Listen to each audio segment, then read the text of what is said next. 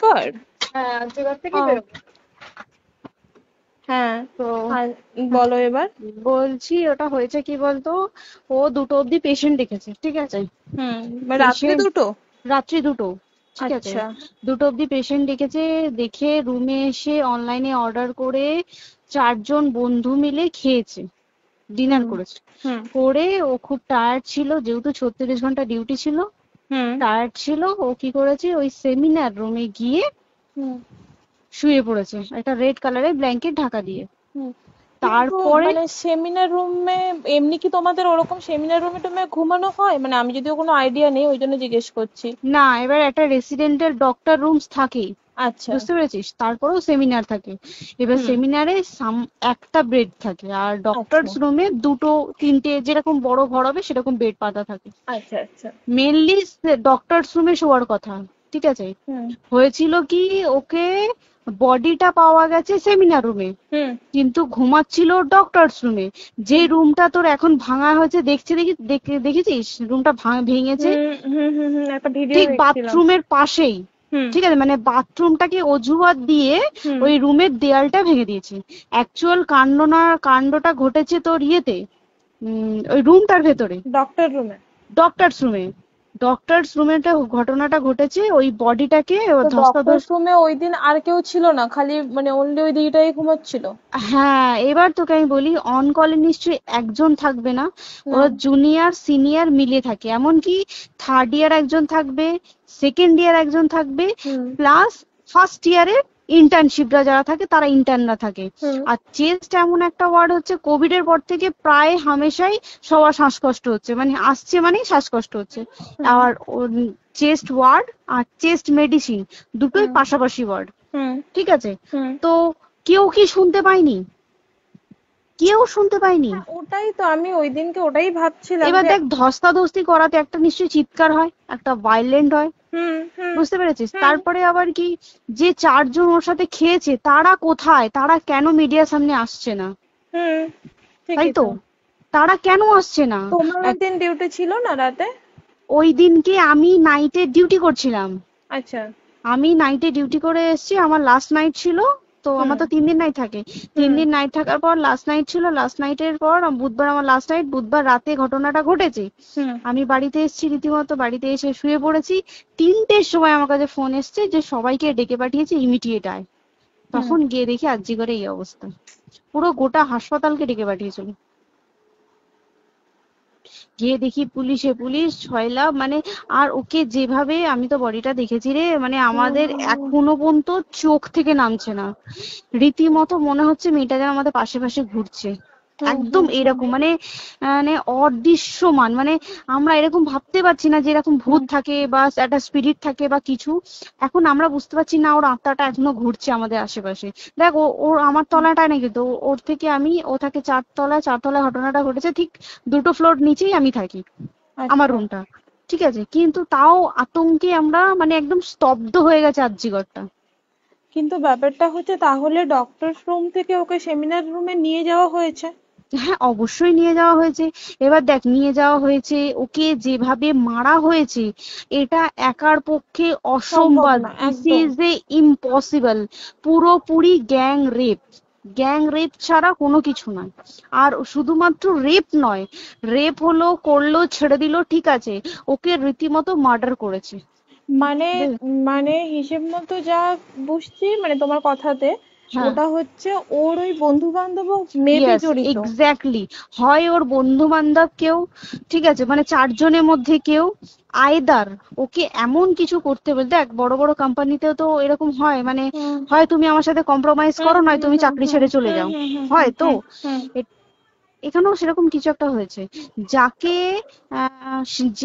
যে ক্রাইম করেছে সেও কিন্তু নর্মাল ডক্টর নয়, কিন্তু সেও একটা ভালো পোস্টে র্যাঙ্ক করছে, বুঝতে পেরেছিস, তবেই কিন্তু পুরো ব্যাপারটাকে হসপিটাল চেপে যেতে চাইছে, পুরো ব্যাপারটাকে। তাহলে এই সিভিক যে, ও কোথা থেকে আসছে? এবার তোকে আমি বলি ওটা কোথা থেকে আসছে। আমাদের প্রিন্সিপাল চেঞ্জ হয়ে গেছে, ডেপুটি সুপার চেঞ্জ হুম হয়ে গেছে, তারপরে আমাদের ওই অ্যাসিস্ট্যান্ট সুপার চেঞ্জ, সব চেঞ্জ হয়ে গেছে। হুম তারপরে যে ওয়ার্ডের ডাক্তাররা ছিল, সিস্টাররা ছিল, ওয়ার্ড বয়রা ছিল, মাসিরা ছিল, সবাইকে ডেকে এখন হুম সাসপেন্ড করা হয়েছে। হুম তারা কোথাও যেতে পারবে না, রোজ গিয়ে কোর্টে গিয়ে দেখা করছে। আজকেও কোর্টে গেছিল সবাই। হুম তারপরে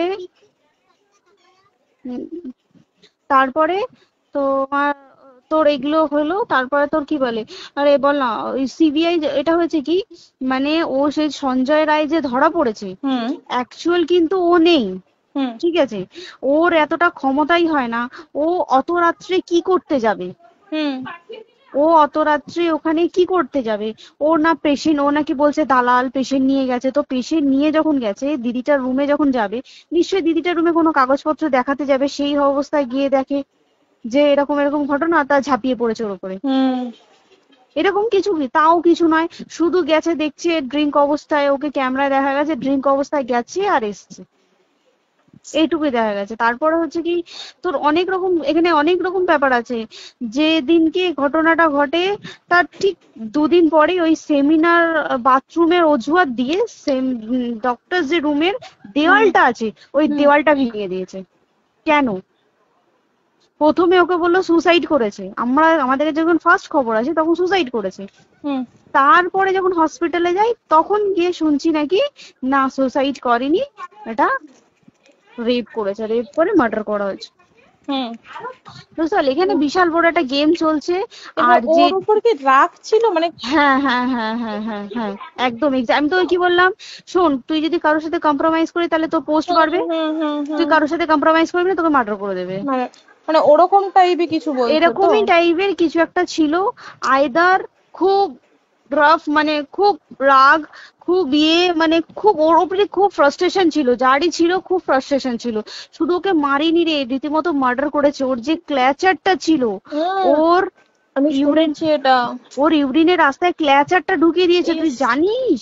মানে কি বলবো, মানে ওকে দেখা যাচ্ছে না, আমরা তো দেখেছি নিজের চোখে, ওকে দেখা যাচ্ছে না। মানে একটা ব্লিড। মৃত্যু কতটা, মানে এইটা মানে প্রচন্ড কষ্ট পেয়ে একটা মেয়ে মারা গেল না? আর ওর যে গলাটা চেপে ধরেছে, আহ ওর ওই চেপে ধরাতে মানে এতটাই জোরে চেপে ধরেছে যে ওর চোখ ফেটে রক্ত বেরিয়েছে। আহ, ছি, ছি, ছি। বুঝতে পেরেছিস? মানে মানে কি বলতো, যদি ধরা পড়ে না, উচিত মানে যারা এটার সঙ্গে দায়ী না আর এই ওদের। যে সিবিআইটা হয়েছে, সিবিআইটা একমাত্র আমাদের জোরেতেই সিবিআইটা এসছে।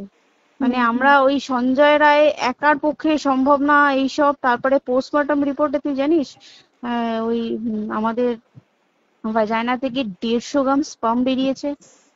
ইস, পোস্টমর্টম রিপোর্ট, 150 গ্রাম স্পাম, মানে বুঝতে পারছিস? Hmm not a calculated, minimum, minimum কম করে 6 থেকে 7 জন করেছে ওকে রেট। ছি ছি ছি। ওই জন্যই তো আমরা এতটা বেশি ভাইলেন্ট হয়ে গেছি, বুঝতে পেরেছিস? আর তারপর আমাদের দেখো, একটা মেয়ে তার কাজের জায়গাতেই ছিল, এমনটা নয় যে রাস্তাঘাটে কোনো বিপদ, ও তার কাজের আরে জায়গাতেই সেফ নয়। শোন, দেখ বড় বড় কোম্পানিতে কি হয়, রুমের ভেতরে এগুলো হয়, মানে ধর রুমের ভেতরে হলো, যেমন কল সেন্টারে হয়, নাইট হুম শিফটে হুম হয়, হুম হুম। এইগুলো একসেপ্টেবল। বাট হসপিটাল হচ্ছে কিন্তু এমন একটা আরজি এরিয়া, করের মতো একটা, হ্যাঁ। আরজি কর বলে না, যে কোনো হাসপাতালে কেউ যদি স্ব ইচ্ছায় কারোর সাথে রিলেশনশিপে গিয়ে করতে চায় সেটা আলাদা জিনিস কিন্তু, হুম ঠিক আছে? হুম কিন্তু কেউ কারো বিরুদ্ধে এইভাবে করতে পারে না রে, তুই জানিস না? মানে ওয়ার্ডে দেখ, কম বেশি আমরা সবাই ঘুমাই, কম বেশি আমরা হুম সবাই জেগে হুম। থাকি, জেগে তো থাকি। তাতে কি কেউ শুনতে পায়নি? তার কি একদম সেটাই। ভাইলেন্স ছিল না? যদি কেউ না শুনতে পারে, তাহলে ওর খাবারে কেউ কিছু মিশিয়েছিল, হুম তাই কি না? হুম হুম সেটাও পোস্টমর্টম রিপোর্টে মানে লিক করছে না যে কেন খাবার খাবার ও তো খাবারটা খেয়েছিল, সেটা তো নিশ্চয়ই পেটেই ছিল, পেট থেকে তো হুম বমি করে বের করে দেন, সেটা হুম তো ফরেনসিক রিপোর্টে কিছু বলবে। হুম আর তুই জানিস না, দেনার দেন মানে ধর পোস্টমর্টম রিপোর্ট আসতে 3 দিন সময় লাগে। হুম ও যেদিনকে মরেছে ঠিক তার পরের দিনকে বিকালবেলা পোস্টমর্টম রিপোর্ট বার করে দিয়েছে, মানে বডি বার করো আর পোড়াও, হুম। 10 সেকেন্ডের মধ্যে ওর বাড়িতে নিয়ে গেছে, তারপরে বডি পুড়িয়ে দিয়েছে। মানে কি বলবো, হসপিটাল, মমতা ব্যানার্জি, সবাই মানে তৃণমূল প্রত্যেক সবাই হুম এটাকে পুরোটাই কেসটাকে চাপা দিতে চাইছে, পুরোটা পুরোটা। তবে তুই ভাব, যে মানুষটাকে এত ক্ষতবিক্ষত ভাবে মেরেছে, তাকে অভিষেক ব্যানার, রেপ কি কলকাতায় প্রথম হলো? নয়, হুম বিভিন্ন জায়গায় বিভিন্ন ভাবে রেপ হয়েছে। হুম। ধরা পড়েছে, ফাঁসি হ্যাঁ। হয়েছে কি হুম। জেল হয়েছে। হুম। অভিষেক বন্দ্যোপাধ্যায় কেন বললো জাস্ট এইট তোর কি বলে এনকাউন্টার করতে? মানে কি সঞ্জয়কে যদি এনকাউন্টার করে পুরো কেসটা চাপা পড়ে পুরো যাবে, কেসটা চাপা পড়ে যাবে একদম। স্টুডেন্টরা ঠান্ডা হয়ে যাবে, হুম হুম। আর আমরা সেটা মানবো না, আমরা সেটা হতেই দেব না। তাতে যদি চাকরি মানে আরজিকরটাকে সিল করতে হয় তাতেও আমরা রাজি আছি, সিল করে দেওয়া হোক আরজিকর, সিল করে দেবে মনে হচ্ছে যদি ঠিকঠাক ভাবে। এবার ওই জন্য আমাদের দাবিতে সিবিআই এসছে। এবার তুই একটা কথা বল, যখন দেখতে পাচ্ছে মমতা ব্যানার্জি যে কলকাতা পুলিশ আমাদের জন্য কিছু করতে পারছে না, আমরা কিছু মানতে পারছি না, 7 দিন ধরে বার করতে পারছে না, হুম। তাহলে সেটা 2-3 দিনের মধ্যে কেন হ্যান্ড ওভার করে দিল না? হুম। তাই তো। তাই কি না? তারপরে দেখ পিডব্লিউডি একটা লো পোস্টের মানুষ, মানে যারা ভাঙচুর করে, মানে সিমেন্টের যারা কাজ করে তাদেরকে হুম। পিডব্লিউডি বলে। হুম। এবার পিডব্লিউডির নিশ্চয়ই হায়ার অথরিটি থেকে অর্ডার এসছে তবেই ওরা গিয়ে ভেঙেছে। ওরা হুম। নিশ্চয়ই পাগল নয় দুম করে গিয়ে কোনো গভর্নমেন্ট প্রপার্টি ভেঙে দেবে। হুম। অর্ডারটা কে পাস করলো যে এখনই চেস্ট ওয়ার্ডটাকে ভাঙতে হলো? সিবিআই আসা পর্যন্ত অপেক্ষা করতে পারতো। কারণ আজকে অত বড় বিক্ষোভ হবার কারণ কি হচ্ছে? একটাই কারণ, যে মেয়েটি মারা গেছে ঠিক আছে, কিন্তু তাকে এত বেশি মলেস্ট করে, এত বেশি রেপ করে বা বেশি ওকে মেরেছে, তার কি কোনো প্রতিবাদ নেই? তুই কোথায় সেফ পাবি তুই আমাকে বল? তুই ধর চাকরি ছেড়ে আজকের সরকারি চাকরি ছেড়ে তুই প্রাইভেটে যাই, প্রাইভেটেও তো তাই একই কোথাও না, অবস্থা, একদম একদম।